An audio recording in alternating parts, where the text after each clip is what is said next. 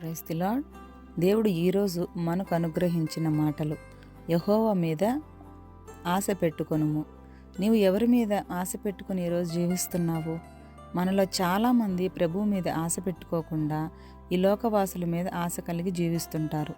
మన ఆశను మనుష్యులు వ్యర్థపరచవచ్చు, కానీ మన దేవుడు ఎంత మాత్రమును మన ఆశను వ్యర్థపరచరు.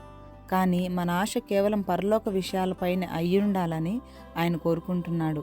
ఈ లోకం మనకు శాశ్వతం కాదని, ఇక్కడ మనం కేవలం పరవాసులమేనని గ్రహించాలి.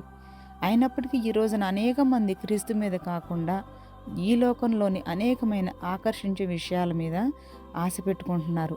ధనం, అందం, ఆస్తిపాస్తులు, పేరు ప్రతిష్టల మీద మనం ఆశ పెట్టుకోకూడదు. పరలోక విషయాల మీదే మనం ఆశ పెట్టుకొని ప్రభువుకి మహిమకరంగా జీవించే వారముగా ఉంటే ఆయన మన ప్రతి ఆశను తీరుస్తాడు. ఆమెన్. అందరికీ వందనాలు.